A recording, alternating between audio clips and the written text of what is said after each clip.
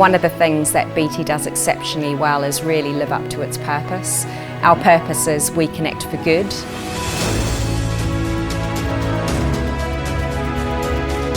There are so many use cases that we're currently talking about how 5G can really change the way that we live. Things like connected cities, like parking sensors so that you know where a car park is available. You've got things like rubbish collections and only collecting rubbish when the bins are full.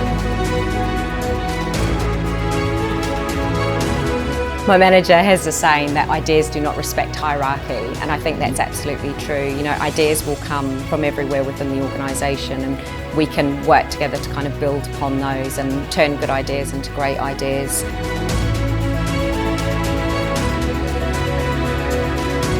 One of the things that I'm really passionate about is getting things done.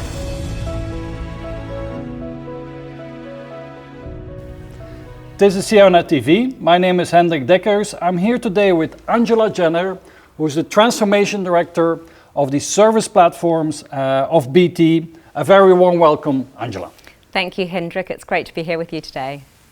Angela, your parents are originally from the Netherlands. You were born and grew up in New Zealand, and then you moved to the UK at the age of 25.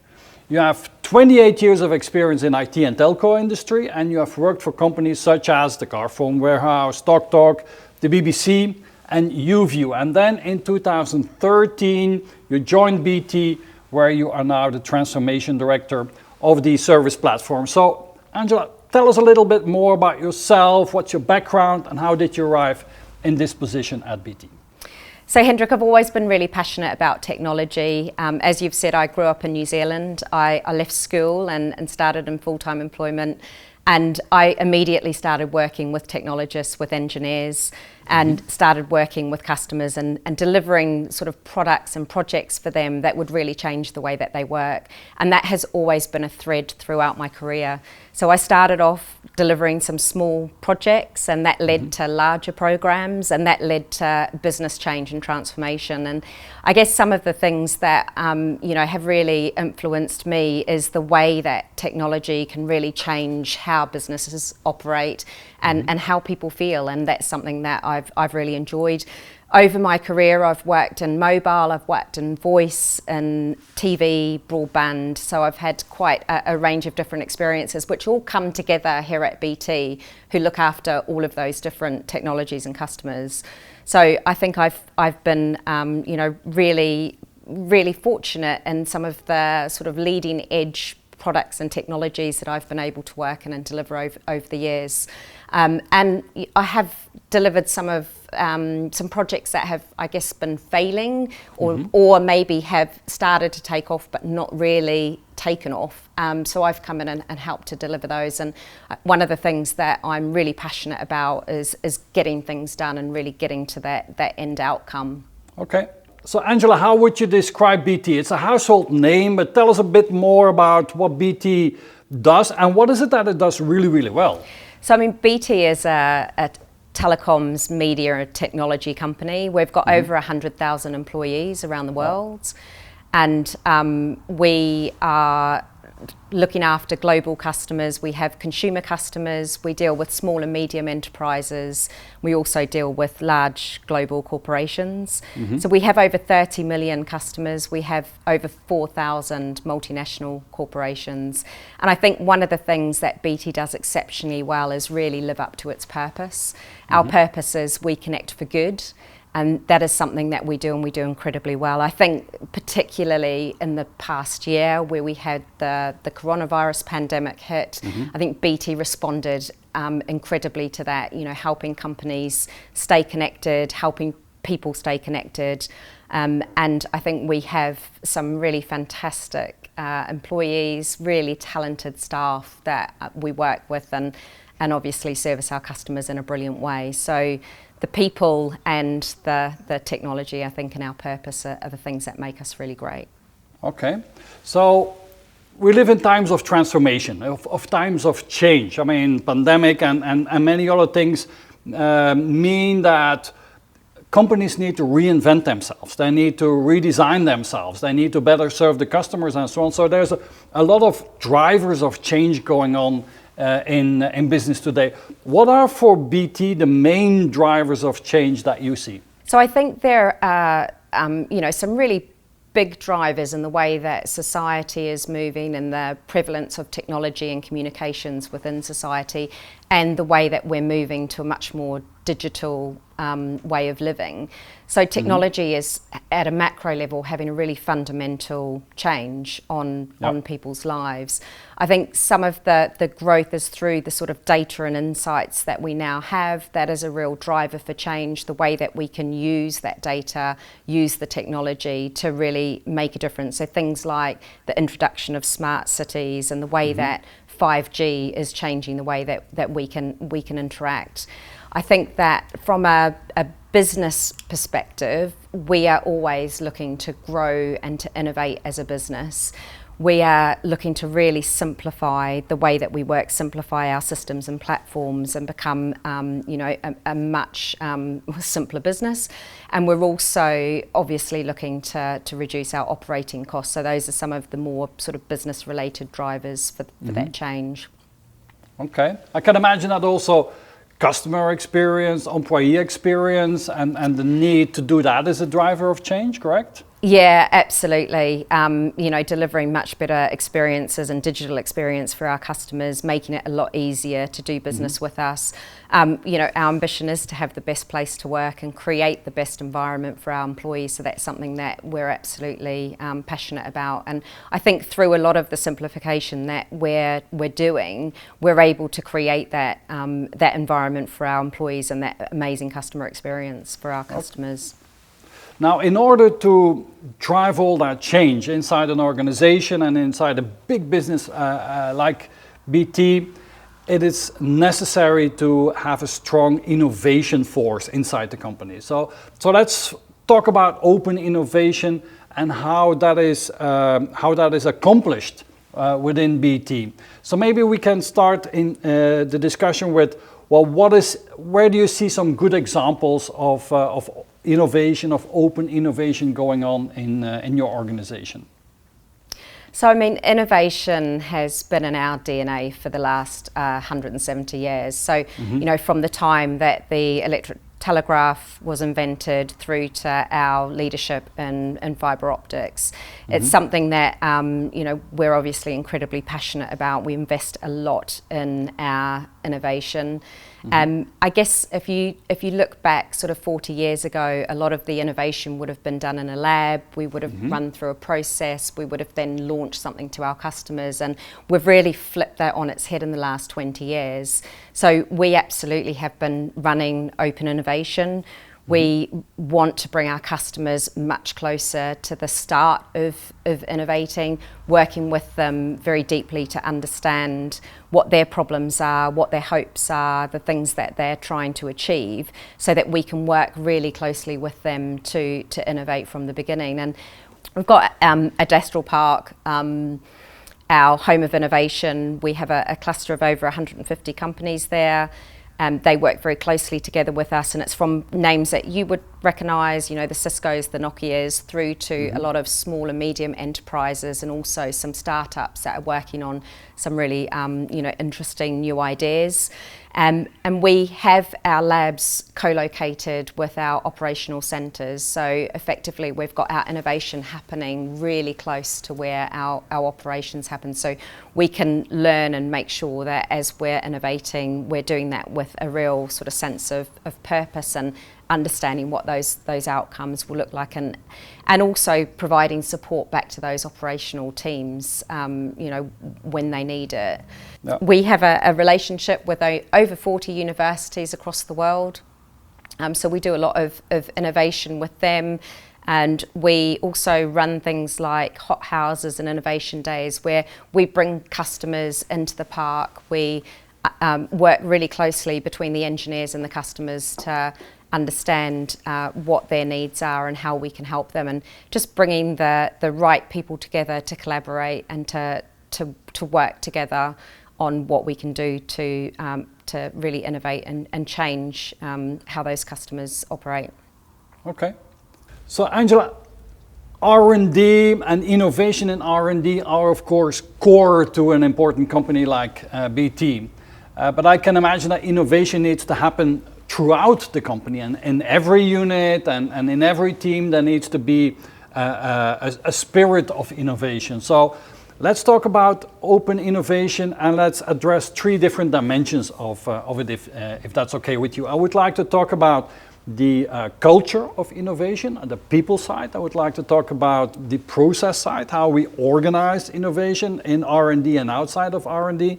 And I would like to talk about the most important technologies that drive innovation. So let's talk about culture and people first. So, and I understand that you play an important, and your team plays an important role in that. So what is your view on creating a company culture that allows to do open innovation?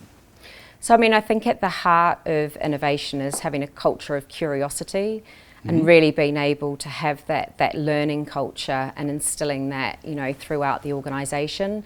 Innovation happens everywhere at BT. On a day-to-day basis, our teams are working with customers, with suppliers to innovate and to deliver those kind of leading technologies and leading solutions.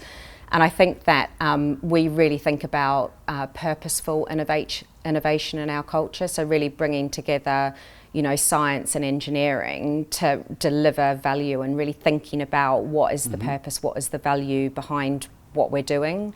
I think that our innovation team is called the Applied Research Team, and there's a very good reason for the word applied being in that title, and that is about us really understanding the benefits and the value of what we're doing when it comes to innovation. I think you know, collaboration is absolutely key, and I think not really having hierarchy stand in the way of what we're trying to do.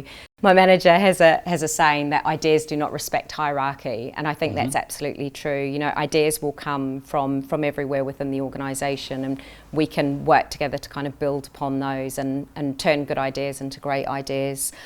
And I think, you know, as I mentioned, day to day, our teams are innovating and with customers, with suppliers, and it's really about creating that culture where they can feel very safe to experiment, where they can learn from failures, and they can really be able to continually move forward without fear. But how do you do that, Angela? I mean, it's such a huge organization. How do you change the culture of a huge organization? Because I can imagine that in the past it was, like most organizations, a command and control type of company, and now you want it to be collaborative and inclusive and so on. But how do you do that? What are the best practices of implementing a culture change like that? I mean, I think one of the things that we're doing is really going through an agile transformation. So we are changing the way that we work. We're getting teams to work more closely with each other and end to end. So rather than having sort of handoff points between maybe customer-facing teams and technology teams, you know, having the silos that have existed in those large command and control organisations, we're really moving into having, you know, very collaborative co-working amongst all of the teams. I think having a really clear sense of vision and purposes is key, and also making sure that everyone is working toward the same goal, so they've got a really common goal of where they're going. And I guess some of the things that, you know, we're putting in place from a culture perspective, we have things like team retrospectives where we regularly think about, you know, how are we operating as a team, what could we do better, and that's obviously one of the sort of agile ceremonies that you would have as well. We're really trying to create a much more inclusive culture, having people feel comfortable to speak up, feeling, you know, encouraging everyone's voice to be heard. And there are some really practical things that you can do to make that happen. So things like, particularly again with COVID and remote working, as you're working together on things like whiteboards and using post-it notes, it helps people that maybe won't have the loudest voice in the room to be able to share their thoughts and ideas in a way that is really comfortable with them, and, you know, they can then talk through rather than having to try and be that person that has the loudest voice. I think it takes time. It's a change that takes time to implement. You don't go from one day people working in silos and feeling like they are worried about failure or speaking up to suddenly having everyone working very happy and collaboratively together. But I think it is something that as you move to these different ways of working, as you encourage more collaboration, as you move to a really learning and curiosity culture, you can see that culture change starts to shift, and we're really seeing that happen. And I think moving to more agile ways of working is quite liberating for people as well. They go from maybe being stuck within their silo or feeling like their part of the process is the only part they can think about, to actually feeling quite liberated from some of those boundaries and barriers, and feeling like they can contribute a lot more to what's going on, and also I think really have their say and feel like they're going to be listened to. So I think those are all very important aspects of changing a culture, because ultimately it's about people and how they feel. Yeah. Now I can imagine that changing a culture, changing how people think and work, is something that starts at the top, that starts at the leadership. So I can imagine also that you had to work on changing the leadership style in the business. Can you talk a little bit about that? Yeah, absolutely. So I think we have definitely been working a lot on leadership behaviours and leadership development. It's something that is quite key to what me and my team do. I think it is about being able to let go to some extent and really have that faith and that trust in the teams that are working closest to the customer to make the decisions, to be empowered. But again, it is something that is quite a big shift for people to go through. And as leaders, it's a big change for us. We're having to learn and change and move to those agile ways of working in the same way as all of our people are doing. So I think it is quite a mental shift to let go. And I know from my past experience, I have come from a command and control world. I have come from a world where you plan everything, very much in advance.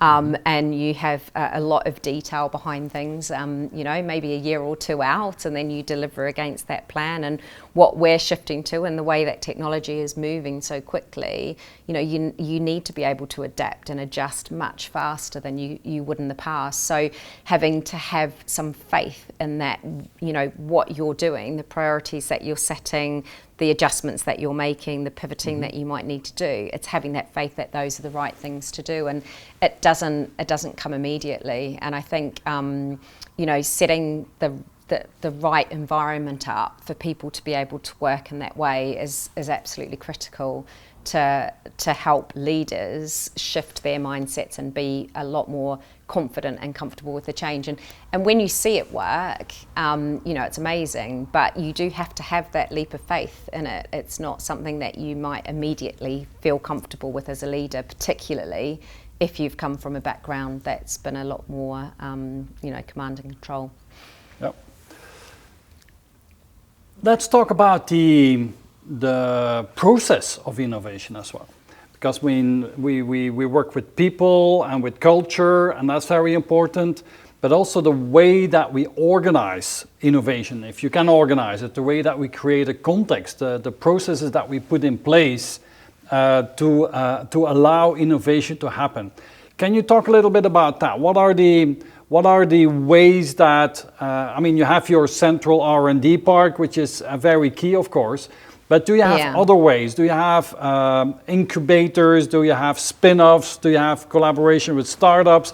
What are the other processes and ways that BT does innovation? Yeah, so we definitely have those types of things in place. I think one of the things around downstreaming innovation is the closeness between the applied research team and the delivery arms of the organisation. So Service Platforms, for example, works in collaboration with applied research as new ideas and innovations are coming down the path.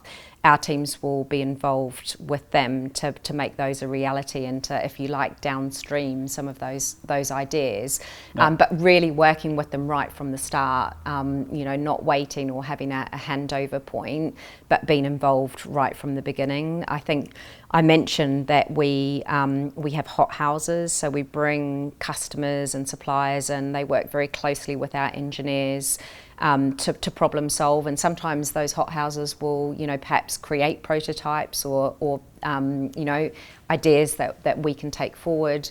I think we have innovation days and hackathons, which I think a few organisations do, and we often see ideas that come out of those days. And what we'll do is bring a group of engineers together who might be working on an idea that's not related to what they are particularly doing from a project point of view, but we do see those ideas become mainstream and come into our products, and so there's some really exciting things that come out of those days as well. And we run an innovation week. Obviously pre-COVID that was a week where we would bring tens of thousands of people into Industrial Park, from customers, suppliers, and academia, and it's really exciting. It's a great way to see some of the latest innovations and to experience it for yourself and demos and think about what are some of the new things that we can kind of bring to the fore. I think now we do some of those events in a more virtual way, but again it's a really fantastic opportunity for us to work with people directly on their problems or their opportunities. From an innovation point of view. I've mentioned the agile transformation. I think that's also from a process point of view, the way that we set up our teams and the way that they operate. We have our tribes and our squads, we have our kind of ceremonies that we run, and we have a kind of bringing together of those new ways of working with some of the older ways of working, because some of what we're doing is still a bit more traditional, delivering infrastructure where you have a lot more planning involved, and that's coming together with some of the software that's now orchestrating and controlling that infrastructure. So we talk about our kind of hybrid processes, if you like, where we're bringing those two things together in order to deliver that end result. How much is, BT is perfectly positioned for that. How much is BT becoming really a platform company where you create an ecosystem around BT, where you collaborate with banks and insurance and mobility as services companies and so on? Can you talk a little bit on the vision and strategy for that for BT? We absolutely collaborate across an ecosystem of different people, be it from academia, be it from customers and suppliers, and bringing all of those together. And that's something that we've done for a very long time. I think we have some really established relationships with people like MIT. We work with the TM Forum, which you're probably familiar with. So we do a lot of sort of catalyst projects with them. And we are really all about having this open ecosystem and bringing in, the right people in the right way and creating an environment where those people can come together to innovate. We have one of the largest customer showcases, again at Industrial Park, and with that it's not so much a product showcase, it's really an invitation for customers to come and talk to us about innovation and an opportunity for us to start a conversation about new ideas about where we're going to take things. And where they need to take things. So, and that covers things like agile banks, it covers, connected homes and healthcare and various other, topics. Now let's talk about technology. It's one of our favorite topics, of course. And so you said at BT you're on the forefront of fiber and 5G and so on. I can imagine that these two are seriously driving technology forces for change. Where do you see the most exciting use cases for these high-speed networks that we're now living with? I mean, I think from a 5G perspective, that is really changing the way that we live our lives. And I think there are so many use cases that, we're currently talking about, but that we probably haven't even, thought about yet, and how 5G can really change the way that we live. I mean, some of those use cases are things like connected cities. So, we've got the things like parking sensors so that where a car park is available. You've got things like rubbish collections and only collecting rubbish when the bins are full rather than necessarily on rotation. And there are many things that will really help to reduce waste in society and create a more productive society. And I think that's a fantastic opportunity with 5G.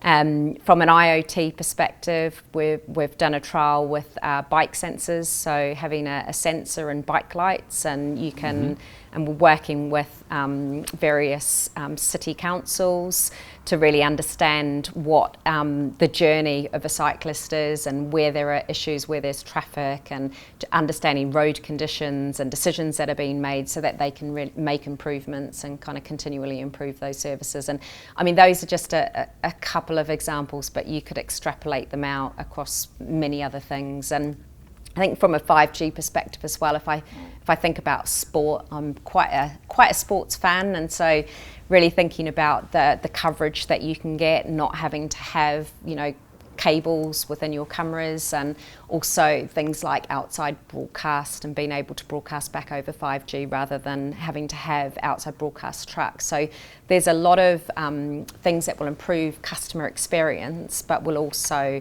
help to reduce costs and again create better productivity. I think drones is something that is often talked about in the context of 5G use cases, and using the low latency, the ultra fast speeds to really be able to help commercial drones understand where they're positioned. So giving them situational awareness, understanding the accuracy of where they are so that you can avoid collisions and things like that. And we're only just starting the kind of drone journey, if you like, and I think there'll be a lot of benefits there with 5G as well. But as I say, there are hundreds, thousands of use cases you could think about. Those are a couple that I think are quite exciting. One of the use cases that you talked to me about when we prepared this interview was connected ambulances, and you said that, and that reminded me that 35 years ago, Bill Gates was visiting my alma mater, my university, when I was still young, and he talked about connected ambulances 35 years ago, and now we see this becoming a reality. Is that correct? Yeah. Yeah, it is correct, and we have done some connected ambulance, demos and trials, and what that does is it effectively allows a paramedic who's on the scene, through using 5G and using virtual reality, augmented reality, along with robotic gloves.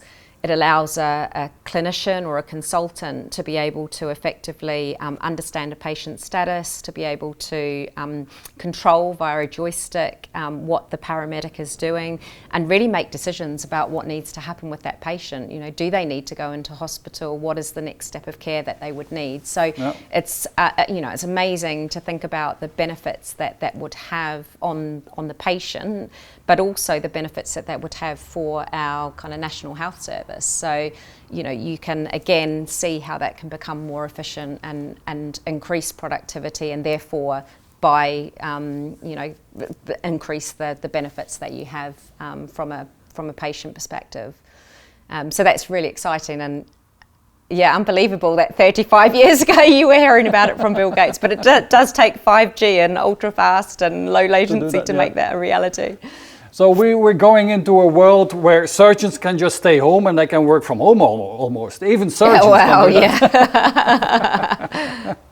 So next to 5G and fiber, what are for you the other most exciting technologies where BT is investing and where you see very interesting use cases for? I guess it's the converged network. So the way that we are, bringing our broadband and our mobile networks together for converged services, and I think that's really exciting. I think there are a lot of opportunities there, and we've already launched some really fantastic products there to help people stay connected, regardless of whether they're using a mobile or a fixed network. So I think there are lots of opportunities there. I think with virtual reality, augmented reality, we do some amazing things in the sports space. So BT Sport have a fantastic app. There's a kind of match day experience that we released during the pandemic, and it makes you feel like you are actually there, you're in the stadium. So that's been fantastic, considering we couldn't go to sporting events. So I think there's a lot more to be done there. There's obviously automation and AI and ML and where that's going to take us. Lots of opportunities around that as well. And then for us, shifting to the cloud and just the speed at which we can deploy and the speed at which we can deliver new services and products is really exciting. Angela, we talked about innovation, how that's organized, and within BT. Let's talk also how IT and digital are organized in BT. What's the operating model today? Yeah, so we recently announced that we have a new networks and digital team. So they are the two technology units. And the networks team are responsible for designing, building and running our networks and our platforms. The digital team, they have responsibility for sort of leading on the digital transformation across BT and also delivering some really innovative customer experiences and delivering new products and services to our customers. And ultimately, all of these units work together along with our consumer, our enterprise and our global arms of the business to deliver for our customers. So it all comes down to collaboration, and all of the units need to be part of that end-to-end piece in order to deliver. So so we have our organisation and then we have our way that we work together. Okay, and you are part of the networks, the services part of the networks business. Can you talk a bit more about your role and the role of your team within BT? What is it that you really focus on day to day? Yeah, so I lead the transformation team within service platforms. And I guess one of the key parts of my role was about, defining the vision for our transformation. So where do we need to get to over the next 5 years, and where are we coming from now? Really understanding the strategy for how we were going to get there, and understanding what goals we all need to galvanise around. And that's not just for my team, it's across the whole of service platforms. So we work very closely with the directorates within service platforms in order to deliver this transformation that we're going through. I have a role to play in bringing the teams together. So we merged our voice team, our mobile team and our TV and broadband and Wi-Fi teams into one unit within service platforms. So part of my role is how do we bring that together and really make the most of the convergence of those groups, and how do we ensure that we are learning from each other, we are innovating quickly together, and really just I call it joining dots, but there is a lot of dots to be joined up across that group. We're also responsible for bringing in some of the external thinking, so working with other organisations to understand what they're doing and how they're doing it, and how we can bring some of that back into our teams. And really about that leadership mindset shift that I talked about earlier. So we have a leadership development program that we're running with our team. We've actually got a kind of cross-functional group of people from across service platforms in each of those different areas who have come together into Team Inspire. and they effectively lead on what are the topics and the things that we are going to do with our leadership team in order to make some of those behaviour shifts, in order to make some of those mindset shifts, and really have that focus on transformation. And that's been going really well. You know, there's some really fantastic, unique ideas that come up, and very practical things that we can do in order to help that mindset shift.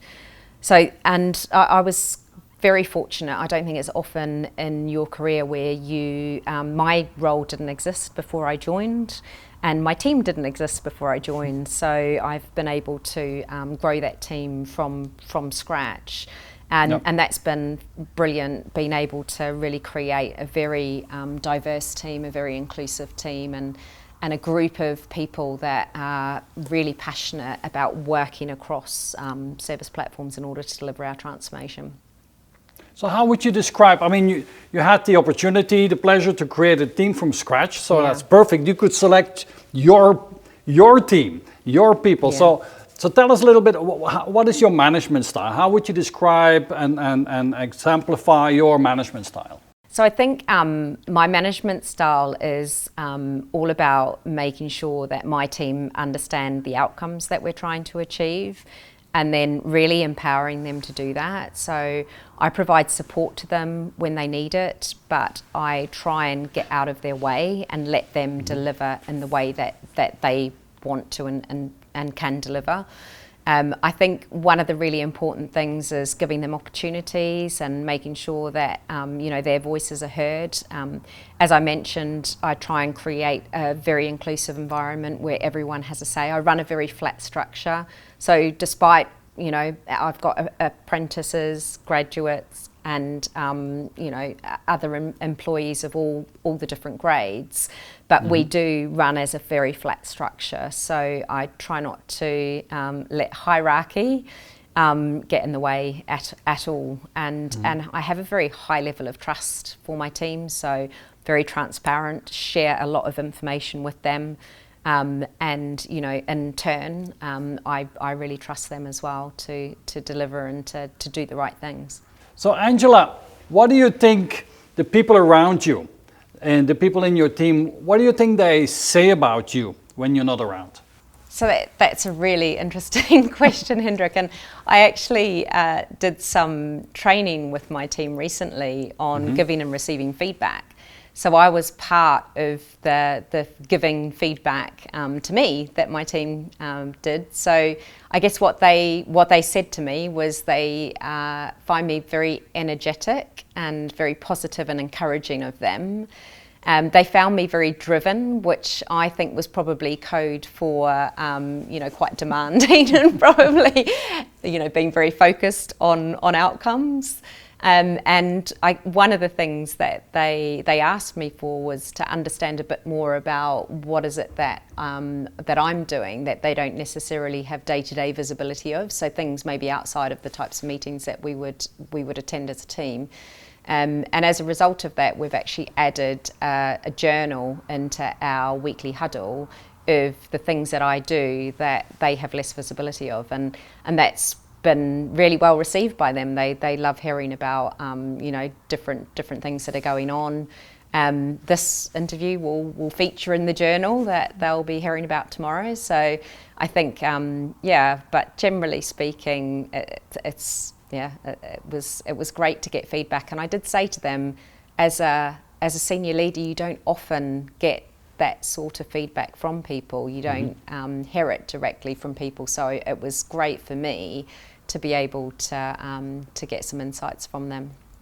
Yeah, what they say about me behind my back, I'm not sure. But what they say is feedback is the breakfast of champions. Isn't that what they say? Yeah, exactly.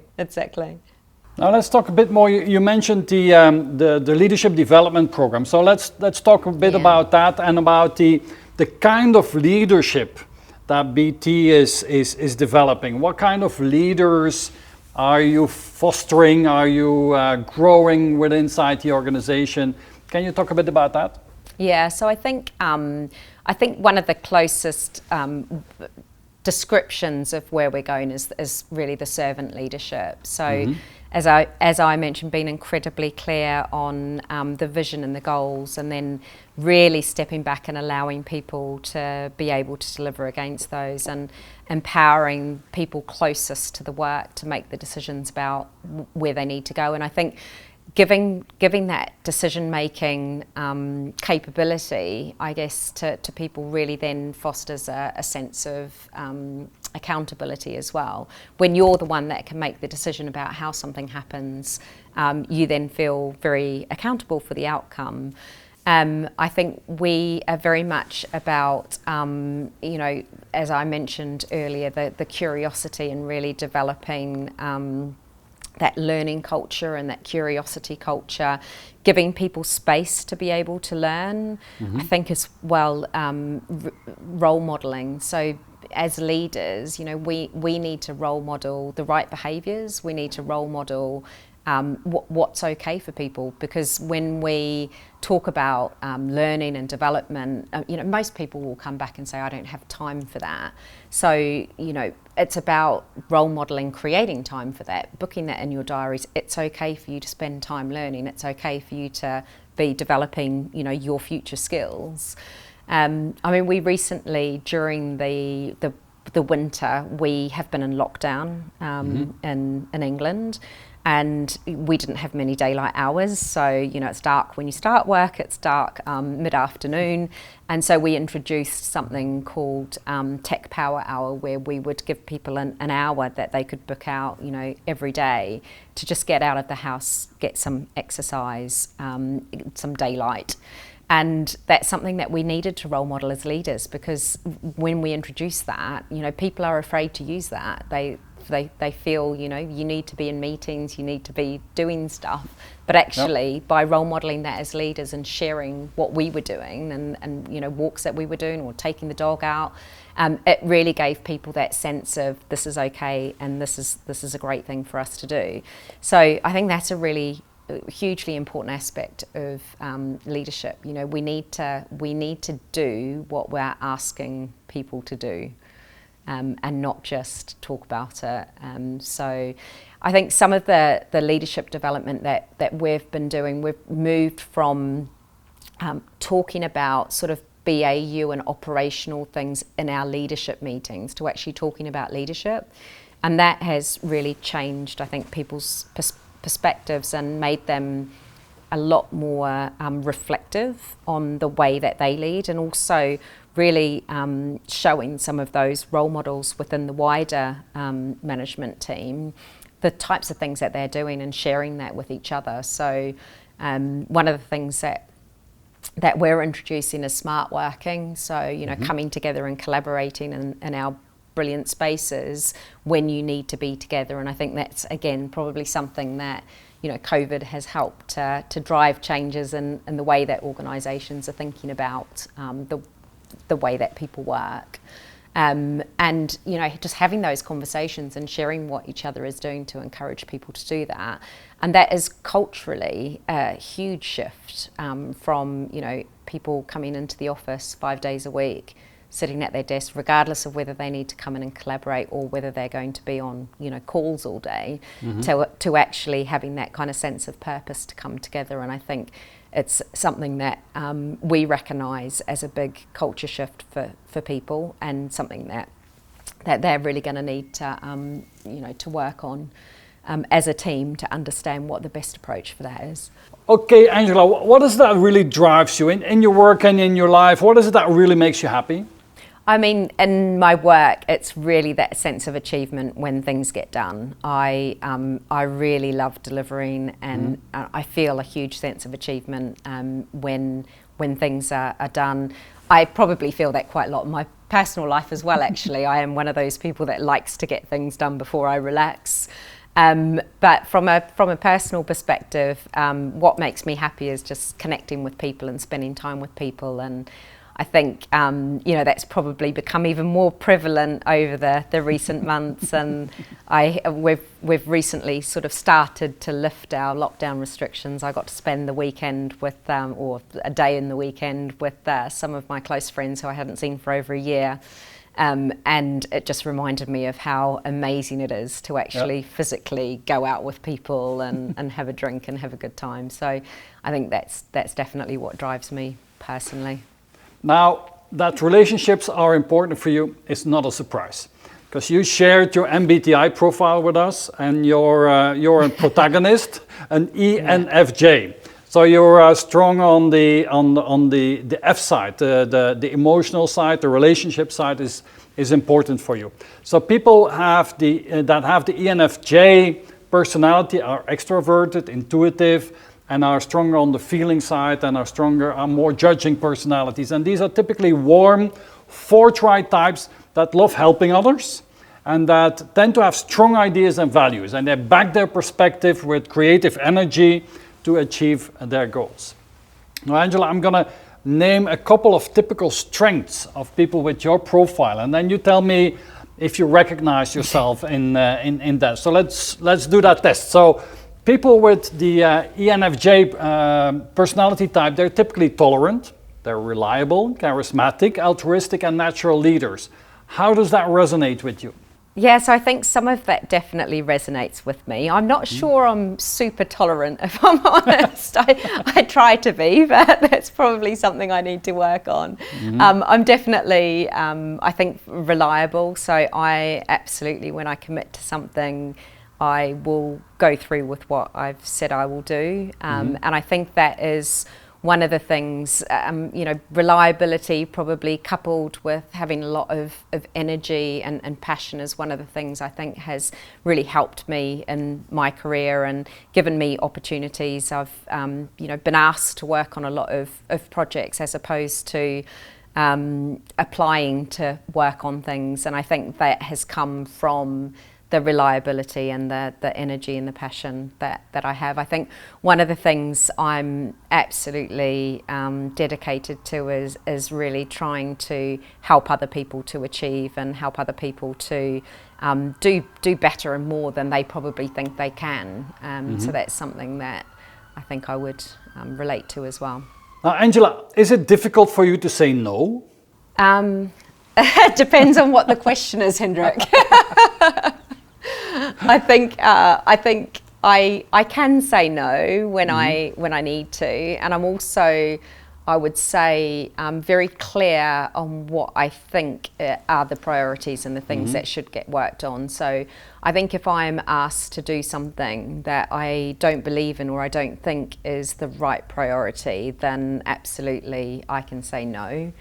And saying that, I have been asked to work on projects and programs in the past that I knew would be very, very difficult and challenging, and potentially, I talked about rescuing some projects, so there were some that were really poison chalices, I guess, and I said yes to them. So yeah, I think there are times where I do like a good challenge, so I do say yes, probably more than I say no. Well, I asked you the question because potential weaknesses with people with your profile, with your personality profile, is that they can be overly idealistic and they can be too selfless. Sometimes they're too sensitive, could have fluctuating self-esteem, or sometimes struggle to make tough decisions. What were your development areas? Where did you do you recognize weaknesses, and where did you develop as a professional and as a person to overcome these weaknesses? So I would probably say one of the areas is maybe the fluctuating self-esteem. So I think it's particularly when you take on new roles or bigger roles, I think that there is always a moment of, is this right for me? Can I do this? And I think one of the ways to overcome that is to remember and reflect on all of the successes that you have, and recognizing that every time you take on something new and big and challenging, that is I think a feeling that you go through, and that's certainly something that I go through. So making sure that I listen to a sportsman talking about having an evidence wall, and a wall of what's possible and what you've achieved in the past, to just remind yourself. I don't actually have an evidence wall, but I occasionally give career talks at schools.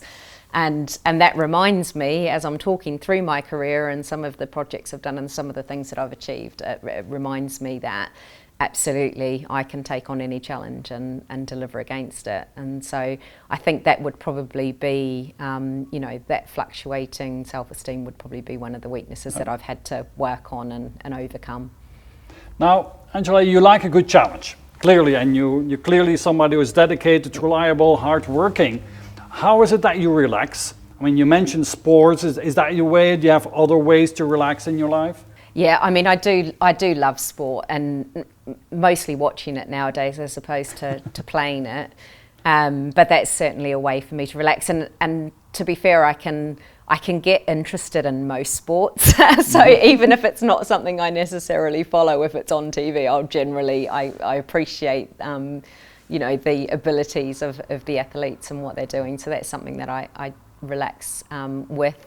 I think, spending time with friends and family would be my main way of relaxing, and that's something I try and do a lot of. Very fortunate to live in London, which is an absolutely beautiful city and lots of places to go and things to do. So I thoroughly enjoy, spending time with family and friends and going out and then also, remotely with my family in New Zealand and my family in Holland. So we could have this conversation in Dutch then, can't we? Well, no. Unfortunately, my parents, when they immigrated to New Zealand, wanted to learn English. So they sent us all off to school and then had us speak English when we were at home. So I am learning Dutch on Duolingo at the moment. It's one of the things I started to do in lockdown. So perhaps in a year or so we could attempt a conversation in Dutch. Yes, let's revisit that then.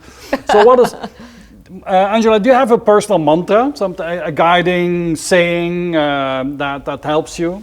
Yeah, I mean, my personal mantra has always been, it was GSD, which was getting stuff done. Mm-hmm. And that's always been something that, has been in my mind. And I think when we went into lockdown and I created my office at home, I bought a mouse mat and it says, stay positive, work hard, make it happen. And I think that's probably just a reflection of what GSD really means. And, I think when you are someone that likes to take on a lot of challenges, staying positive is a super important thing to do in order to be able to deliver.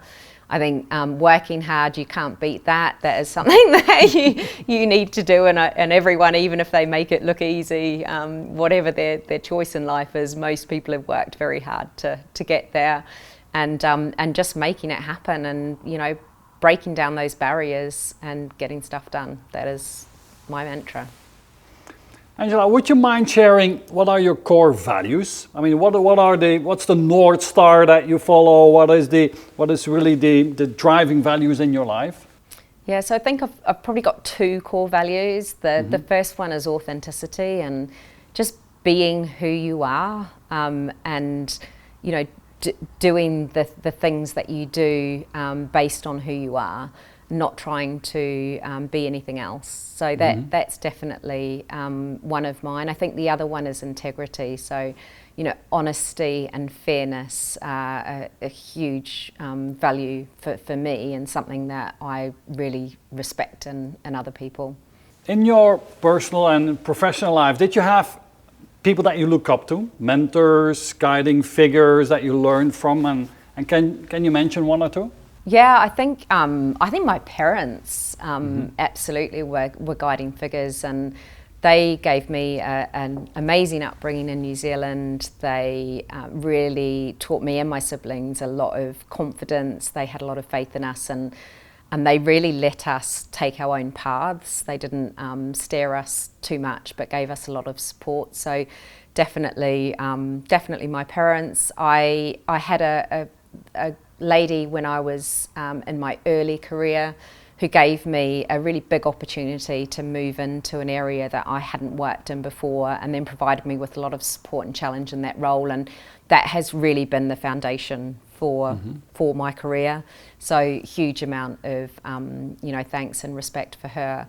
And then I think being a New Zealander, a Kiwi, it would be hard not to really look up to Jacinda Ardern, our Prime Minister.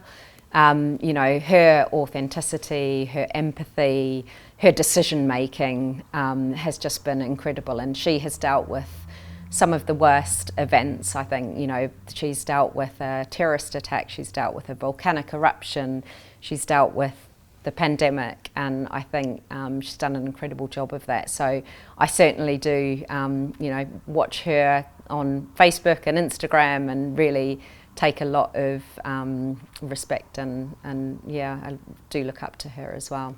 Yeah, she's a very inspirational leader, isn't she? Yeah, she really is. Yeah, and very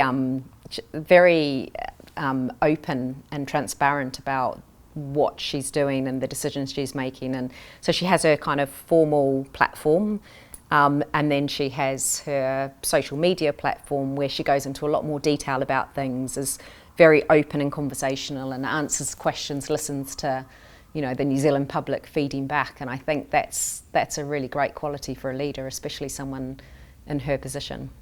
Now, Angela, you had quite a career. If you had to pick one thing, what would be the best thing that ever happened to you?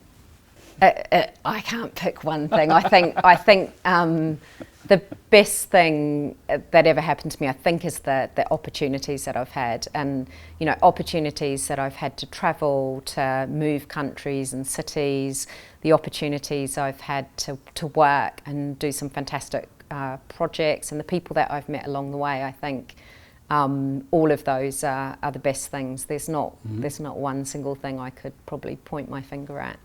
Okay. Now, we all have our good things in life. We also have some tough times and some bad moments. Do you care to share maybe one of these moments, and can you specifically tell us a bit what you learned from these? So I think I had a project a few years ago for a customer that I have a lot of, respect is not the right word. I really love this customer's brand and what they stand for. So it meant a lot to me to be delivering this project for them. I think part way through it, the supplier that was delivering sort of let us down, and that led to quite a delay. And I remember that moment of hearing that, having said everything's fine, to then everything's not fine, and then having to relay that back to the customer, to the company I was working for. I think that is quite tough, and I had a lot of sleepless nights over how to get that back on track as best we could. And I think the thing that I really learnt from that is just resiliency. It's about, this has happened, you now need to work out what is going to happen next. How do you get things back on track as much as you can? And then how do you make it a success? And ultimately, that project was deemed a huge success by both the customer and the company I was working for. So it turned out very, very well. But at the time, it felt very, very bad. And it's something that, I'm probably a lot more cautious about, taking things at face value. Not that I did too much, but I think you really need to dig in and understand what's behind some of that. That resiliency is the thing I got taught. Now, it's clear that you love to get stuff done, and you get you have a big sense of achievement, and you love your family and friends. Relationships are very important, and that's certainly one of the things that you love in your life. What are the things that you fear? What's the dark side there? What are your most important fears? I'm not entirely sure. I mean, I'm definitely scared of spiders, but I'm not sure that's the answer you were looking for. I think it's that fear of failure. I think it's that fear of not achieving things or something not being successful. Mm-hmm. And you do learn from failure, and I know that. And have, used an example where I have learned from failure. But I think it's that fear of failure is definitely something that that I'm afraid of. I think with the COVID situation, I think I have probably developed a bit more of a fear of being disconnected from people. So despite the fact that I've used technology to its maximum and done lots of Skype calls and Zoom calls and all sorts of others, I think I've still felt like I'm not always as connected to people as I want to be. Coming back into the office has been absolutely amazing. Just seeing people in person and talking to people, I think, has really made a difference there. So Angela, these videos, these leadership deep dives that we do with digital leaders all around the globe, they're watched by young, professional, ambitious people that also want to become transformation leaders and digital leaders in large corporates.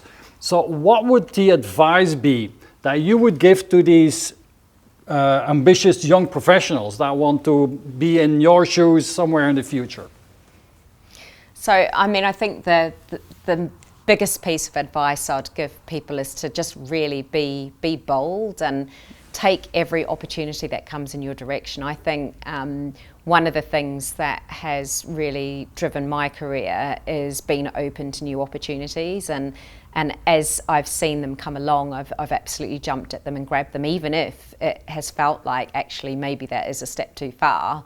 I've been prepared to try it, and it's worked. It's been brilliant. So I think, back yourself, take all the opportunities that come along, stay positive, work hard, and make it happen would be my advice to people that are coming into their careers.